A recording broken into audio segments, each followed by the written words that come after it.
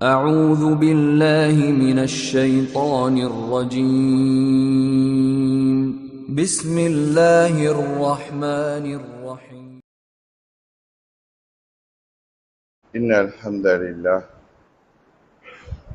نحمده ونستعينه ونستغفره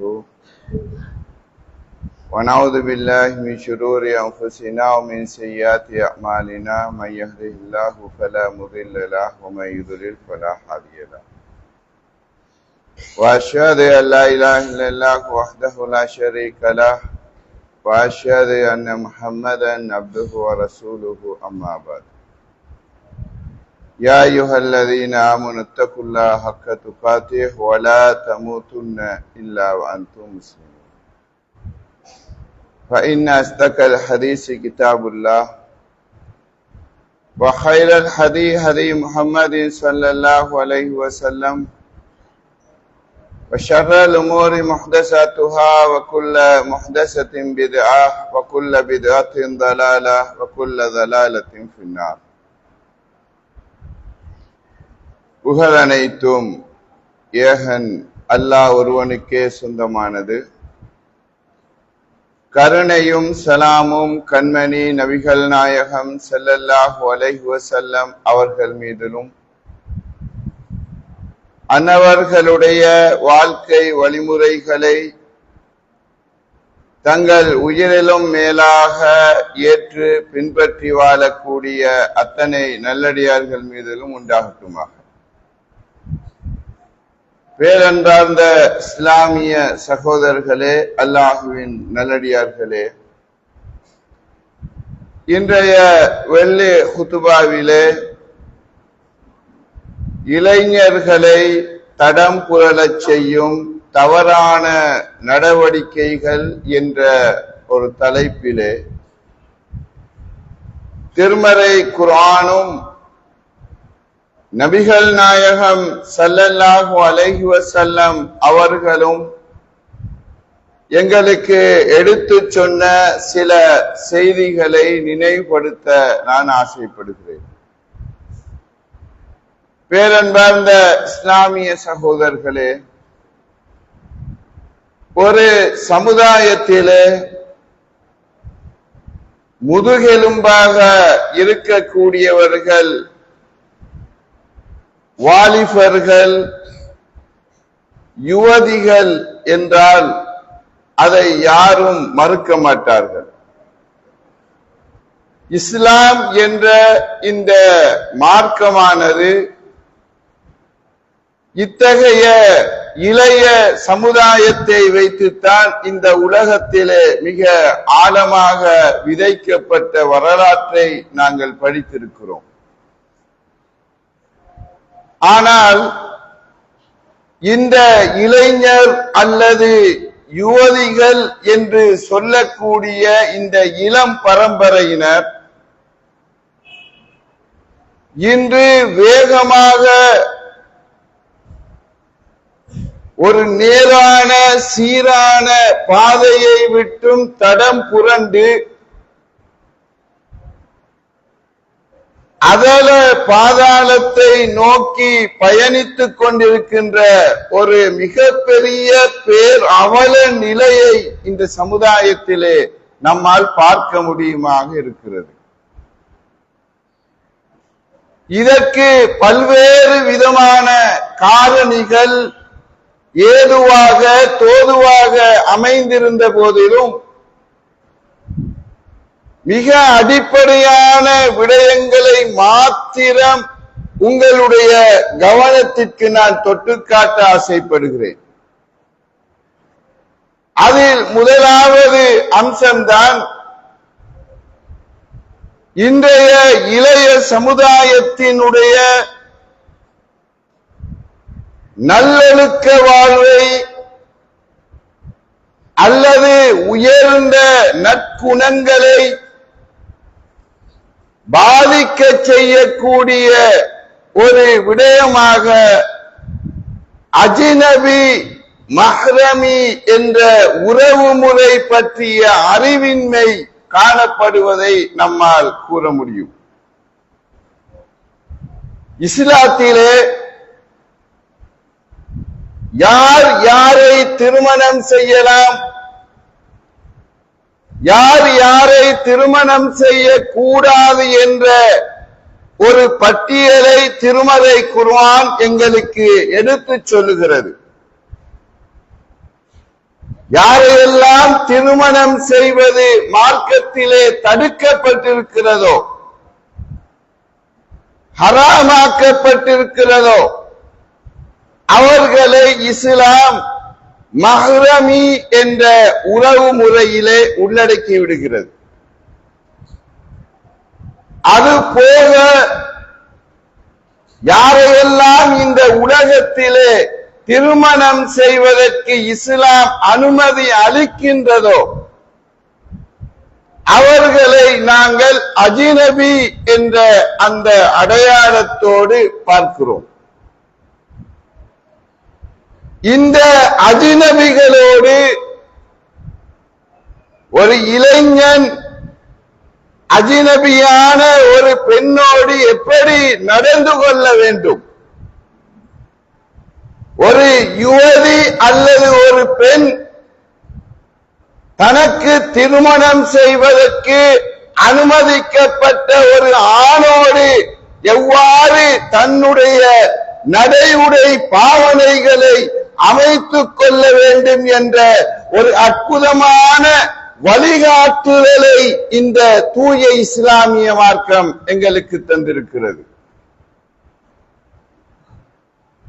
இந்த அடிப்படைகளை எல்லாம் தகர்த்து எரிகின்ற விதத்திலேதான் இன்றைய பெரும்பாலான இளைஞர் யுவதிகளினுடைய நடைமுறை வாழ்வு அமைந்திருப்பதை நாங்கள் பார்க்கிறோம்.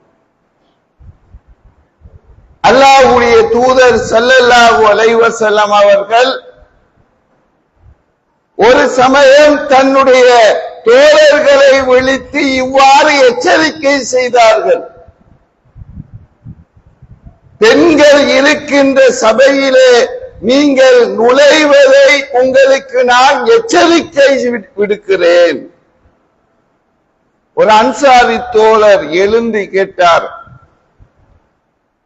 அல்லாஹ்வின் திருத்தூதரே, ஒரு வீட்டிலே ஒரு மைனி இருக்கிறார். மச்சான் அந்த மைனியிடம் தனித்து சென்று சந்திப்பது அல்லது தனித்திருப்பது இதுவும் மார்க்கத்தில் தடையா என்ற ரீதியில் ஒரு அன்சாரி தோழர் வினா தொடுக்கிறார். அல்லாஹ்வுடைய தூதர் அதற்கு சொன்ன பதில் என்ன? அல் ஹம்மு அல் மவுத். மச்சான் மைனி உறவு முறை என்பது அது மரணம் என்றார்கள் அல்லாஹ்வின் தூதர் ஸல்லல்லாஹு அலைஹி வஸல்லம் அவர்கள். ஒரு நானா அவருடைய மனைவி இருக்கிறாள், வீட்டில் நானா இல்லாத சமயம் அல்லது மஹ்ரமியான எந்த ஒரு உறவு முறையும் இல்லாத சமயத்தில் அந்த நானாவினுடைய சொந்த தம்பி அந்த வீட்டுக்குள் நுழைவதை இஸ்லாம் அனுமதிக்கவில்லை. அந்த தனிமையை இஸ்லாம் மரணத்திற்கு ஒப்பாக வர்ணிக்கிறது.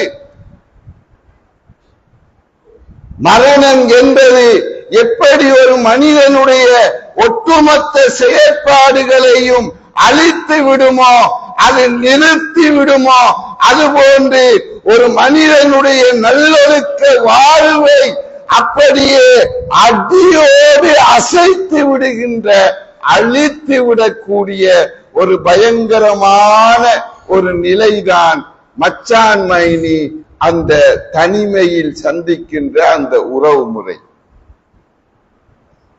ஏனென்றால் சமூகம் அதை ஒரு தப்பாக பார்க்கின்ற ஒரு நிலை இன்று சமூகத்தில் இல்லை. நானாட தம்பி தானே வருகிறார், நானா தானே வருகிறார், மச்சான் தானே வருகிறார், மைனியும் மச்சானும் தானே என்கின்ற ஒரு அலட்டிக் கொள்ளப்படாத ஒரு உறவு முறைதான் இன்னைக்கு சமூகத்திற்கு பழக்கமாக இருக்கிறது. எனவே தான் எத்தனையோ இடங்களில் நாங்கள் பார்க்கிறோம், மச்சான் மைனி உறவு முறை என்பது ஒரு பைக்ல ஏறி ஒன்றாக ஊர் சுற்றுகிற அளவுக்கு எல்லாம் அது போகின்ற ஒரு பயங்கர ஒழுக்க சீர்கேட்டை ஏற்படுத்துகிற ஒரு நிலையை கூட இந்த சமுதாயத்திலே நாம் பார்க்கிறோம். இது இன்றைய இளைய சமுதாயத்தை பீடித்திருக்கின்ற ஒரு பயங்கரமான நடத்தை பிறழ்வு.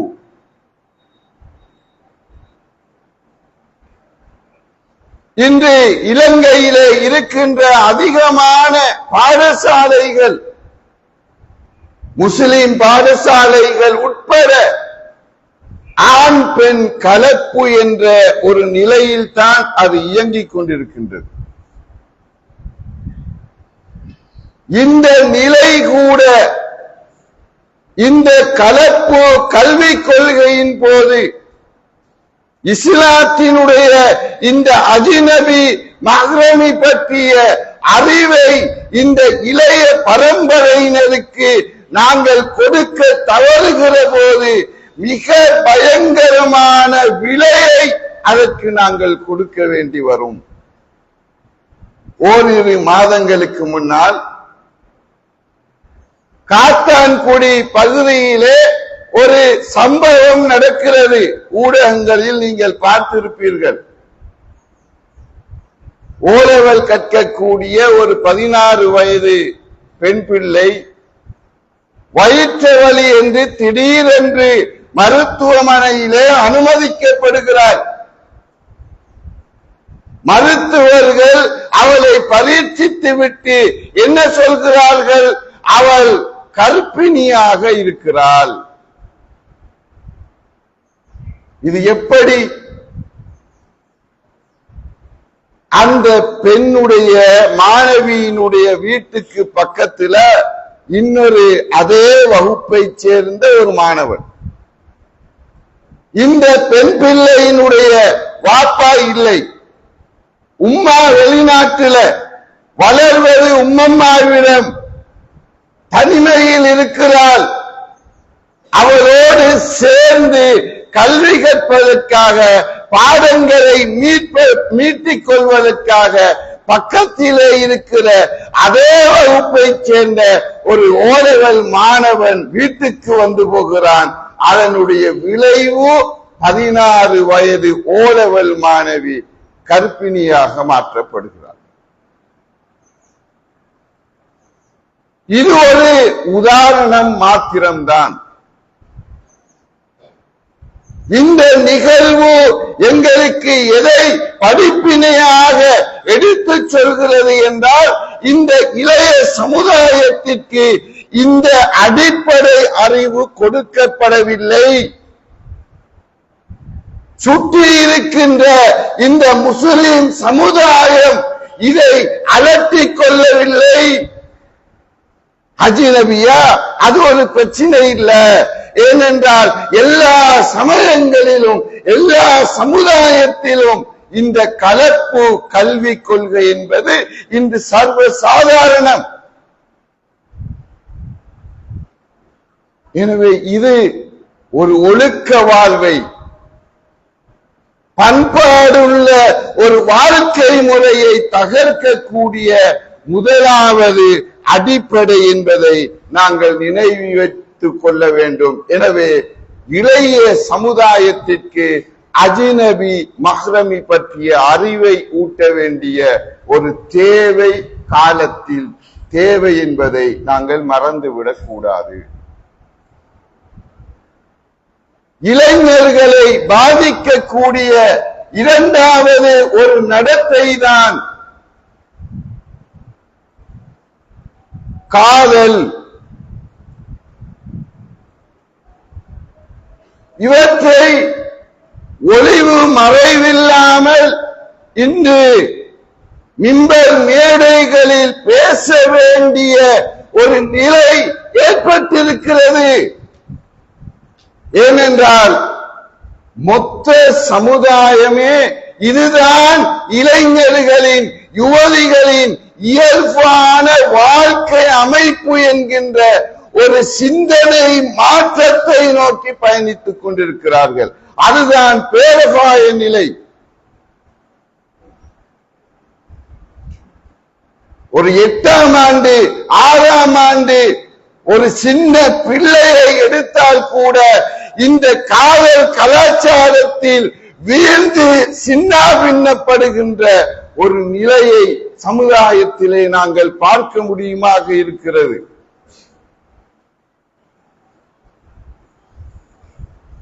ஊடகங்களில் நீங்கள் பார்த்த ஒரு செய்திதான், அண்மையிலே கொழும்பிலே ஒரு அடுக்குமாடி தொடர் கட்டடத்திலே உச்சியிலே ஏறி சர்வதேச பாடசாலையில் கல்வி கற்ற, அதுவும் ஓலெவல் வகுப்பை சேர்ந்த ஒரு மாணவனும் மாணவியும் தற்கொலை செய்து கொள்கிறார்கள் கீழே குதித்து. என்ன பின்னணி? அவர்களை இந்த உயிரையே மாய்த்துக் கொள்ளுகின்ற அளவுக்கு ஒரு முடிவை எடுக்க வைத்தது எது என்றால் இந்த கேடுகட்ட காதல் கலாச்சாரம். இன்னைக்கு நீங்க ஒரு ஏசி பஸ்ல போய் பாருங்க, ஒரு கடற்கரைக்கு சென்று பாருங்கள், ஒரு பூங்காவனத்திற்கு சென்று பாருங்கள், ஒரு ஓய்வெடுப்பதற்காக ஒரு நிம்மதியான ஒரு இடத்திலே சிறிது அமர்ந்து உட்கார்ந்து பாருங்கள். அந்த எல்லா இடங்களிலும் இந்த கீழ்த்தரமான நடத்தைகளை நீங்கள் அவதானிக்கலாம். காதல் என்ற போர்வையிலே களியாட்டங்கள் நடத்துவது, ஊர் சுற்றுவது, பெற்றோருக்கு தெரியாமல் மாலை நேர டியூஷன் வகுப்புகளுக்கு நாங்கள் செல்கிறோம் என்று போலியான காரணத்தை சொல்லிவிட்டு குறிப்பிட்ட இளைஞர் யுவதிகள் தாராளமாக ஒவ்வொரு பாக்குகளுக்கு சென்று தங்களுடைய வக்குரக எண்ணங்களை தீர்த்துக் கொள்வது. இதுல யாரும் விதிவிலக்கு இல்லை. முஸ்லிம் அல்லாதவர்கள் என்ற வித்தியாசம் இல்லை. அந்த அளவுக்கு இந்த காதல் சீரழிவுகள் இன்று சமுதாயத்தை வளர்ந்து பெருகி வருகின்ற ஒரு அவலத்தை நாங்கள் பார்க்கிறோம். ஒரு பெற்றோர் ஒரு பிள்ளையை எவ்வளவு சிரமப்பட்டு பெற்றெடுக்கிறார்கள் என்பது பெற்றோர்களாக இருக்கிற உங்களுக்கு நன்றாக தெரியும். உங்களுடைய பிள்ளையினுடைய வளர்ச்சியில், உங்கள் பிள்ளையினுடைய கல்வியில், உங்கள் பிள்ளைகளுடைய ஒழுக்க வாழ்வில் உங்கள் பிள்ளைகளை வளர்த்து எப்படிதான் கரை சேர்ப்பதோ என்ற அந்த ஆழங்கள் இன்று எத்தனை பெற்றோர்களுடைய உள்ளத்திலே அப்படியே எரிந்து குமரிக் கொண்டிருக்கிறது. அதை எதையுமே பொருட்படுத்தாமல் திருமலை குர்ஆன்ல அல்லாஹ் தஆலா சொல்லுகிறானே, உங்கள் பெற்றோரை பார்த்து நீங்கள் சி என்ற வார்த்தையை கூட உதிர்க்காதீர்கள் என்று. அதனுடைய அர்த்தம் என்ன சகோதரர்களே? உங்களோட உம்மா வாப்பாட உள்ளத்தை நீங்க நோகடிச்சிடாதீங்க. உங்களோட பேச்சால, உங்களோட நடத்தையால, உங்களுடைய வாழ்க்கையில் நீங்கள் எடுக்கின்ற முடிவுகளினால் உங்கள் பெற்றோருடைய உள்ளத்தை நீங்கள் ரணப்படுத்தி விடாதீர்கள். ஆனால் அதையெல்லாம் தாண்டி அந்த பெற்றோருக்கு இந்த சமுதாயத்தில் தலைக்குனிவை ஏற்படுத்துகிற விதமாக, இவனை போய் என்னுடைய பிள்ளையாக நான் பெற்றேனே, இவனை போய் என்னுடைய ஒரு மகனாக நான் பெற்றேனே என்று அந்த பிள்ளையை பெற்றதற்காக சமுதாயத்தை சந்திக்க முடியாமல் கூனி குறுகி போய் நிற்கின்ற எத்தனை பெற்றோரை இந்த சமுதாயத்திலே நாங்கள் பார்க்கிறோம். அதற்கு காரண கர்த்தாவாக இருப்பவர்கள் இன்றைய இளைய சமுதாயம், இந்த காதல் சீரழிவுகள். எனவே இது இன்றைய இளைய சமுதாயத்தை பாதிக்கக்கூடிய மிக பயங்கரமான ஒரு நிலை. மூன்றாவதாக, இன்று இளைய சமுதாயத்திலே ஒரு சிந்தனை வேகமாக பரவி வருகிறது. அதுதான் இப்போதைக்கு திருமணம் தேவையில்லை. ஒரு இளைஞனை பார்த்து ஏன்பா அவனுக்கு எத்தனை வயசு என்று கேட்டா 27 என்கிறான், 28 என்கிறான், சில போது 30 என்கிறான். இன்னும் கல்யாணம் கட்டவில்லையா என்றால் இன்னும் காலம் இருக்கிறது என்கிறான். இது 50 வயசுலதான் கல்யாணம் முடிக்கிறதா? இன்று இளைஞர்களுடைய உள்ளத்துல திருமணம் பற்றிய ஒரு அச்சம் இருக்கிறது. அது எங்களுடைய சுதந்திரத்தை பாதித்து விடுமோ என்கிற ஒரு எண்ணம் விதைக்கப்பட்டிருக்கிறது. அது ஒரு பெரிய சுமை என்கின்ற ஒரு போலியான ஒரு உருவம் அதில் வரையப்பட்டிருக்கிறது. எனவே தான் பொருளாதாரத்தை மையப்படுத்தி அவன் உழைக்க ஆரம்பிக்கிறான். திருமணம் இப்போதைக்கு தேவையில்லை என்ற ஒரு காரணத்தை அவன் தேடிக்கொள்கிறான். இதனுடைய விளைவு என்ன? உரிய வயதில் உரிய வேலை நடைபெறாத போது வேலி தாண்டுவது என்பது இயல்பானது. அல்லாஹ் சில இயல்புகளோடு தான் மனிதனை படைத்திருக்கிறான் சகோதரர்களே.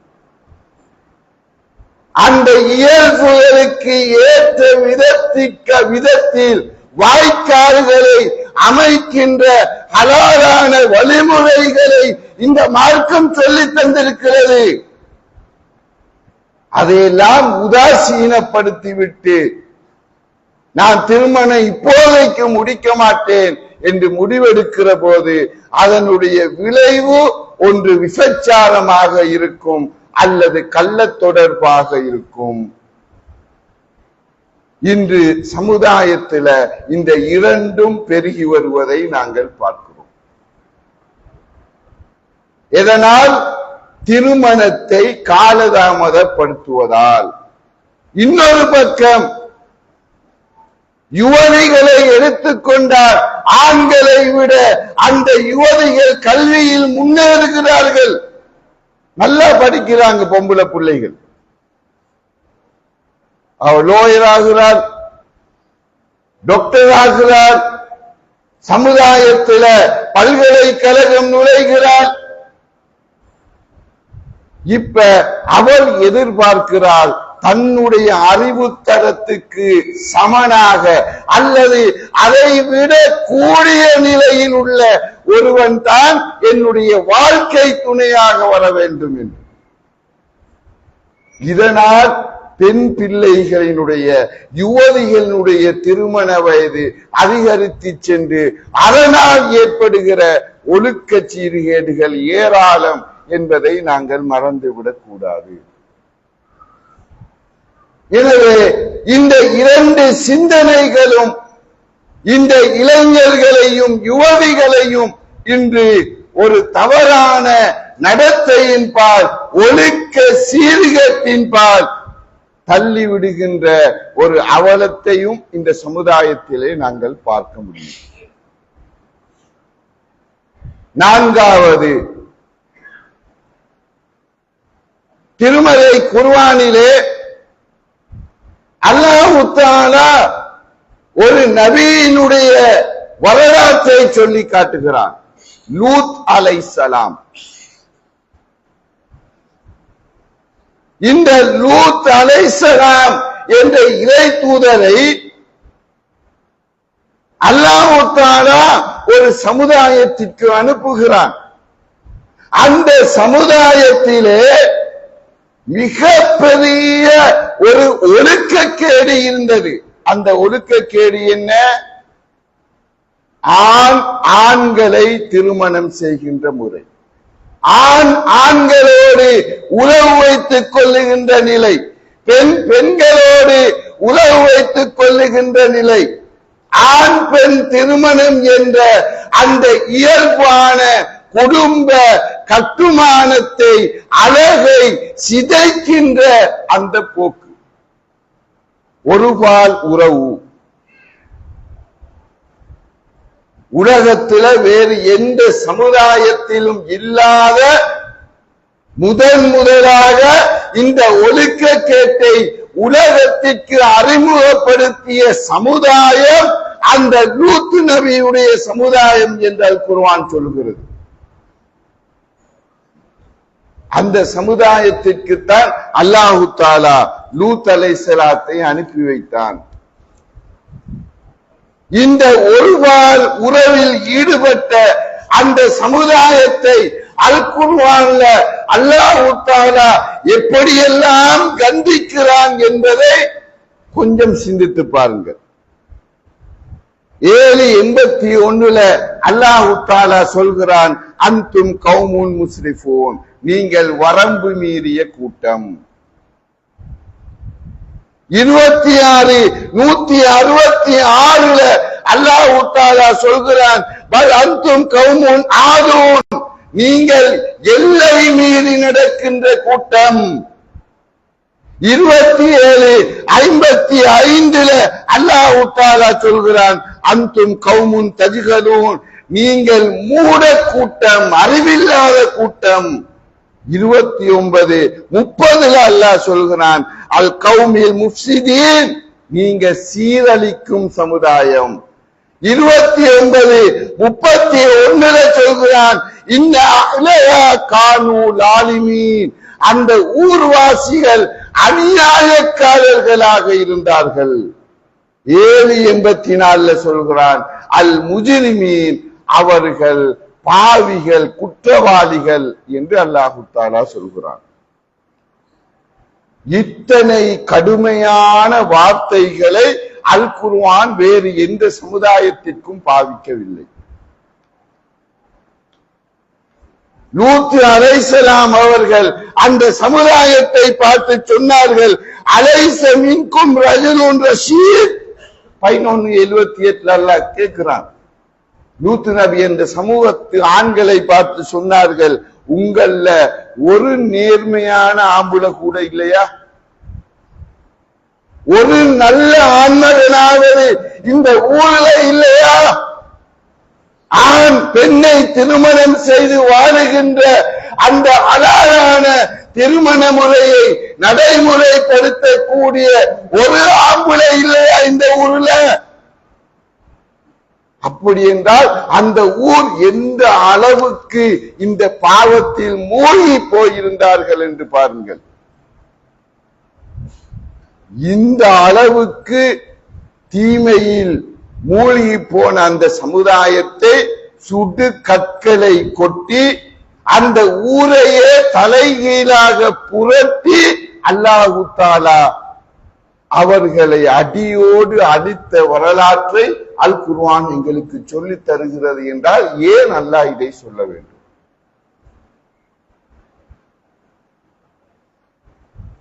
அந்த சமுதாயத்தில் காணப்பட்ட அந்த ஒருபால் உறவு முறை இன்று நவீன பெயரில் இந்த இளைஞர் சமுதாயத்தில் பரப்பப்பட்டு வருகிறது.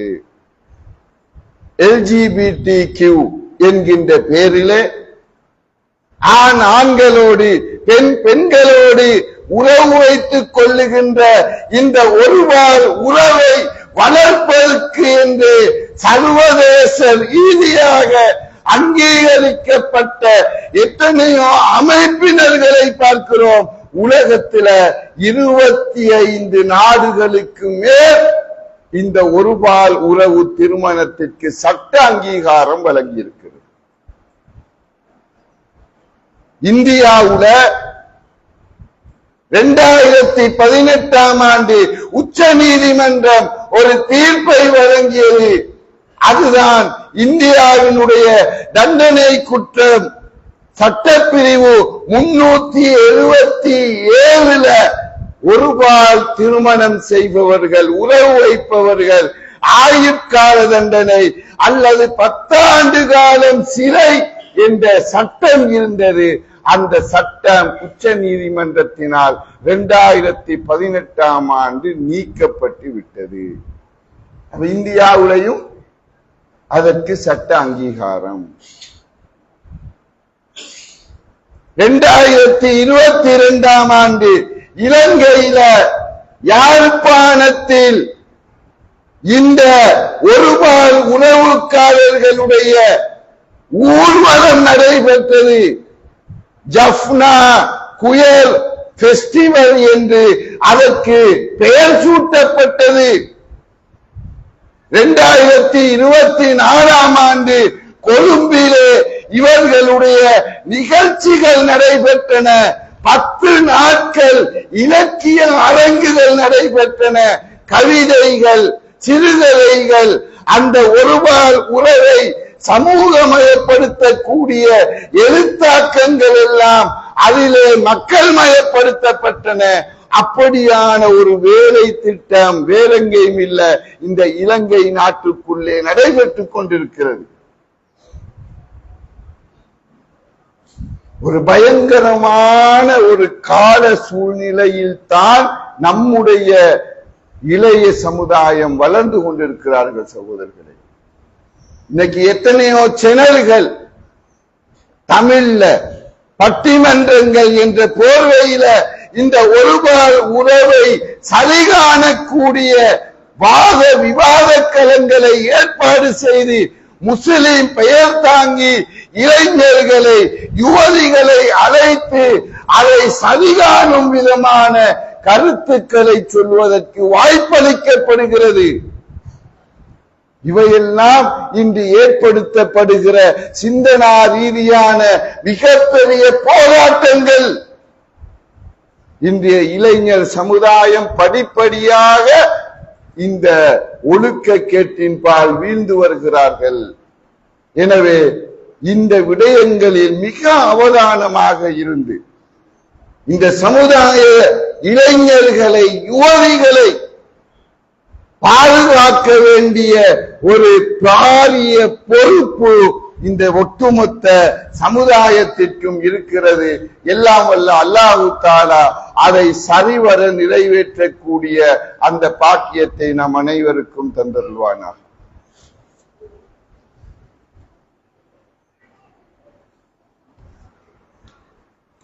இன்னல் ஹம்தலில்லாஹ். பேரன்பார்ந்த இஸ்லாமிய சகோதரர்களே, அல்லாஹ்வின் நல்லடியார்களே, இளைஞர்களுடைய வாழ்க்கையை தடம்புரளச் செய்யக்கூடிய நடத்தைகளில் அடுத்த ஒரு அம்சம்தான் குறிப்பாக யுவதிகளை மையப்படுத்திய வாலிப பெண்களை இலக்கு வைத்து ஒரு சிந்தனா ரீதியான ஒரு போராட்டம் முன்னெடுக்கப்படுகிறது. அதுதான் பெண்ணிலைவாதம். ஆண்களுக்கு எதிரான எல்லா வகையிலும் ஆணும் பெண்ணும் சரிநிகர் சமானம். ஒரு ஆணுக்கு என்ன உரிமை இருக்கிறதோ அந்த எல்லா உரிமைகளும் ஒரு பெண் என்ற வகையிலே எங்களுக்கு இருக்க வேண்டும் என்ற ஒரு கோஷம் இன்று மிக வேகமாக ஊடகமயப்படுத்தப்பட்டு வருவதை நாங்கள் பார்க்கிறோம். ஒரு குடும்ப வாழ்க்கையில் கூட ஒரு ஆணுக்கு இருக்கிற அதே தலைமைத்துவ அந்தஸ்து ஒரு பெண்ணுக்கு இருக்க வேண்டும். எனவே நானும் தலைவிதான், நானும் முடிவெடுப்பவள் தான். இன்னைக்கு குடும்ப அழகுகள் சிதைந்து போவதற்கு, மிக வேகமாக திருமணங்கள் விவாகரத்தில் போய் முடிவதற்கு இந்த கணவனுக்கு கட்டுப்படாத பெண்ணிலைவாத சிந்தனை ஒரு மிகப்பெரிய காரணமாக இருக்கிறது. எனவே தான் அல் குர்ஆன் சொல்லுகிறது, அர்-ரிஜாலு கவ்வாமூன அலன் நிஸா, ஆண்கள் தான் பெண்களுடைய நிர்வாகிகள்.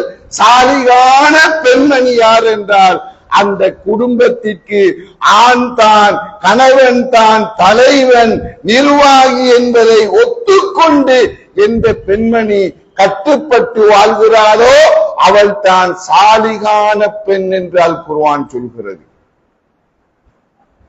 அந்த ஆணுடைய தலைமைத்துவத்தை குடும்ப வாழ்க்கையில் எந்த பெண் உடைத்தெறிகிறாளோ பெண்ணிலைவாதம் என்ற கோஷத்தினால் அங்கு அந்த யுவதிகள் பெண்கள் வழி தவற ஆரம்பிக்கிறார்கள்.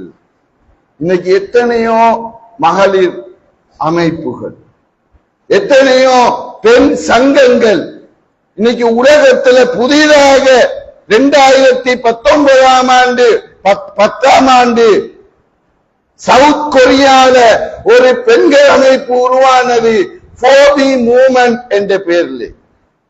ஃபோபி மூவ்மெண்ட் அவங்களுடைய கொள்கை என்ன? நோ மேரேஜ், திருமணம் வேண்டாம், டேட்டிங் வேண்டாம், செக்ஸ் தாம்பத்திய வாழ்க்கை வேண்டாம், நோ சைல்ட், பிள்ளை பெற மாட்டோம். அந்த அமைப்பு இன்று அமெரிக்காவிலே ஒரு பெரிய கோஷத்தை எழுப்பிக் கொண்டிருக்கிறார்கள். இப்ப டொனால்ட் ட்ரம்ப் வந்திருக்கிறாரா இல்லையா? அவர் ஒரு அறிக்கை விட்டார், அமெரிக்காவுடைய கருக்கலைப்பு அதிகரித்து வருகிறது, நான் வெற்றி பெற்றால் அந்த கருக்கலைப்பு தடை சட்டத்தை நான் கொண்டு வருவேன். இப்ப அமெரிக்காவில் இயங்கக்கூடிய இந்த ஃபோபி மூவ்மெண்ட் பெண்கள் அமைப்பு கோஷம் எழுப்புகிறார்கள்.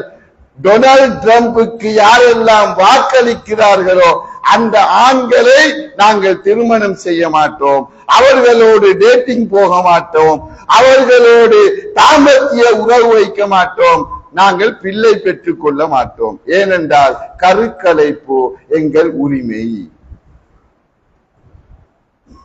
கருக்கலைப்பு எங்கள் உரிமை. இது போன்று ஏராளமான தவறான குடும்பம் என்ற அந்த அற்புதமான இஸ்லாம் தந்த அந்த அமைப்பை சிதறடிக்கக்கூடிய இப்லீசுக்கு எந்த குடும்பம் சிதைந்து போனால் மிகப்பெரிய சந்தோஷம் உண்டாகும் என்று அல்லாஹ்வுடைய தூதர் சொன்னார்களோ அந்த குடும்ப கட்டமைப்பை சிதைக்கின்ற அத்தனை நடவடிக்கைகளும் இன்று இளைஞர் யுவதிகளுக்கு மத்தியிலே வேகமாக பரப்பப்பட்டு வருகின்ற ஒரு காலத்தில் நாங்கள் வாழ்ந்து கொண்டிருக்கிறோம். இது போன்று ஏராளமான விடயங்கள் இன்றைய இளைஞர்களையும் யுவதிகளையும் பாதித்த வண்ணம் உள்ளன. எனவே பெற்றோர்களாகிய நாம், ஒரு மஸ்ஜித் நிர்வாகிகளாக இருக்கிற நாம், இந்த ஊரினுடைய ஒரு உயர்ந்த இடங்களில் இருந்து பொறுப்பான பதவிகளில் இருக்கின்றவர்கள், இந்த சமுதாயத்தின் நல்ல எழுச்சி சம்பந்தமான பரந்த சிந்தனை உள்ளவர்கள், சமுதாய அக்கறை உள்ளவர்கள் எல்லாம் ஒன்றிணைந்து, கல்விமான்கள் ஒன்றிணைந்து, சாதாரண பொதுமகன் உட்பட அனைவரும் எழுந்து நின்று இந்த சமுதாய இளைய வர்க்கத்தை பாதுகாக்க வேண்டிய ஒரு சீரான பாதையில் வழிநடாத்த வேண்டிய அந்த அமானிதம் எங்களுக்கு இருக்கிறது. எல்லாம் வல்ல அல்லாஹ் தஆலா அந்த அமானிதத்தை கனத்தை உணர்ந்து இந்த இளைய சமுதாயத்தை ஒரு மார்க்க அடிப்படையில் வழிநடாத்தக்கூடிய அந்த வாய்ப்பை எல்லாம் வல்ல அல்லாஹு தஆலா நம் அனைவருக்கும் தந்தருவானாக. வாஹிர் தஅவானா அல்ஹம்துலில்லாஹி ரப்பில் ஆலமீன். வஸ்ஸலாமு அலைக்கும் வரஹ்மத்துல்லாஹி.